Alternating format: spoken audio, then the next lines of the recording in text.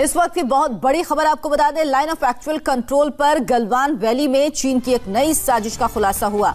चीन की करतूत की सैटेलाइट तस्वीरें मिली हैं, जिसमें ड्रैगन की एक साजिश का सबूत साफ साफ दिख रहा। महज 7 दिन के अंदर में चीन ने गलवान घाटी में LAC से जुड़े इलाकों का भूगोल बदलने की कोशिश शुरू कर दी। चीन ने इस इलाके में न केवल अपनी मूवमेंट बहुत तेज कर दी, बल्कि नदी का पानी रोककर एक डैम का निर्माण भी शुरू कर दिया।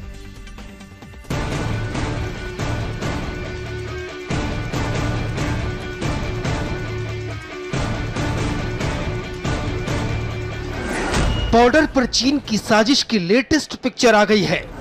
दिख गई तस्वीर, मिल गए सबूत। सैटेलाइट ने पकड़ ली है चीन की एक एक करतूत। सैटेलाइट से ली गई इन 2 तस्वीरों को नजर गड़ा कर देखिए। एक तस्वीर 9 जून की है तो दूसरी तस्वीर 16 जून की।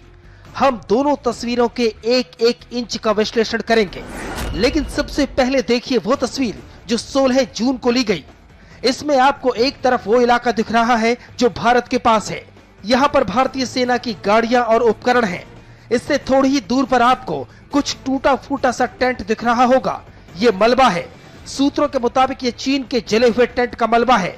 समझौता हुआ तो चीनी सैनिकों ने पीछे हटने का दिखावा तो किया, लेकिन वो अपने टेंट और वॉच टावर वैसे ही छोड़ गए। 15 जून की रात को भारतीय पेट्रोलिंग टीम ने उनकी पोस्ट उखाड़ दी और टेंट जला दिए। यहीं से झड़प की शुरुआत हुई। यहाँ पर एक मोड़ है, इसके ठीक नीचे चीन की मशीनें दिखने लगती हैं। अब इस पूरी साजिश को और गहराई से समझने के लिए 2 तस्वीरें एक साथ देखिए। पहली तस्वीर 9 जून 2020 की है, यानी कि झड़प से 6 दिन पहले, जबकि दूसरी तस्वीर 16 जून की, यानी झड़प के 1 दिन बाद की। हम आपको पूरी घाटी की तस्वीरें दिखाने जा रहे हैं। शुरुआत घाटी के इसी मुहाने से करते हैं। दोनों तस्वीरों का फर्क देखते रहिए। देखिए घाटी के मुहाने पर 9 और 16 जून की स्थितियों में फर्क आ गया। 9 जून को कोई हरकत नहीं दिखती, लेकिन 16 जून को एक तरफ मलबा दिखता है।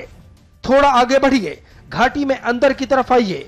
देखिए 9 जून को बिल्कुल सन्नाटा, जबकि 16 जून को यहाँ चीनी हरकत शुरू हो चुकी है।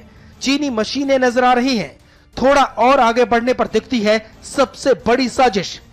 ये देखिए घाटी के एक हिस्से में 9 जून को पानी बह रहा है, लेकिन 16 जून को इसी हिस्से से आगे पानी नजर नहीं आता। यही है साजिश। यहाँ पर पानी रोक दिया गया है और उसे रोकने के लिए यहाँ पर एक डैम बनाने का काम शुरू हो चुका है। फिर से देखिए, इस हिस्से से नीचे पानी बह रहा है, लेकिन यहाँ पर पानी बहना बंद हो गया। इसके लिए बाकायदा मशीनें लगाई गईं। इन 7 दिनों में कैसे वहां के हालात बदल दिए गए, उसे जानने के लिए ये रास्ता देखिए। कम से कम 10 फीट की सड़क आपको 9 जून की इमेज में नहीं दिखेगी, लेकिन 16 जून की तस्वीर में यह सड़क साफ नजर आ रही है। इस पर ट्रक चल रहे हैं, जिसके जरिए भारी भरकम साजो सामान घाटी में पहुंचाया जा रहा है। अब थोड़ा और आगे बढ़िए, एक एक हिस्से को देखिए। हर तरफ चीनी ट्रक और मशीनरी नजर आ रही है। घाटी के इस मुहाने को देखिए, यहाँ चीनी फौज ने डेरा डाला हुआ है। 9 जून को यहाँ पर मामूली हरकत थी, इक्का दुक्का स्थायी निर्माण था, लेकिन 7 दिन के अंदर मानो पूरा शहर बस गया। यहाँ पर टेंट है, अस्थायी निर्माण है, गाड़ियां हैं, नदी के किनारे जबरदस्त गतिविधियां हैं। लाइन ऑफ एक्चुअल कंट्रोल पर चीन की साजिश की एक और तस्वीर देखिए। अब वो इमेज हम आपको दिखा रहे हैं जो बता रही है कि चीन किस कदर बौखला गया है। यहाँ पर बड़ी तादाद में ट्रक और मशीनें हैं।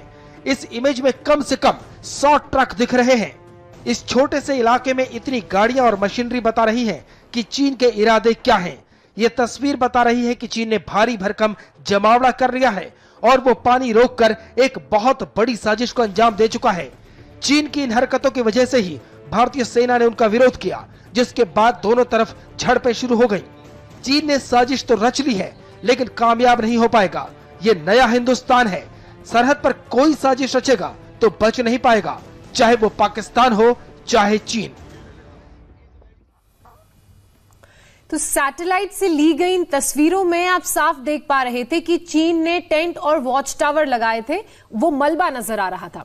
ये टेंट जलाने की नौबत क्यों आई, अब वो आपको समझाते हैं। मलबे वाला जो एरिया है वो लाइन ऑफ एक्चुअल कंट्रोल का हिस्सा है। LAC पर कोई खींची हुई रेखा नहीं होती है।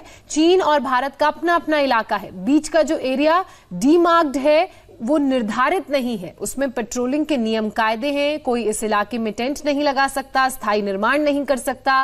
भारत अपने इलाके में रोड और ब्रिज बना रहा है, इस पर चीन ने आपत्ति दर्ज की है और उस इलाके तक आकर टेंट लगाने लगा जहां सिर्फ पेट्रोलिंग की इजाजत है।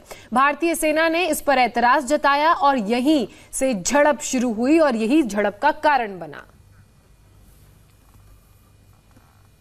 तो एक तरफ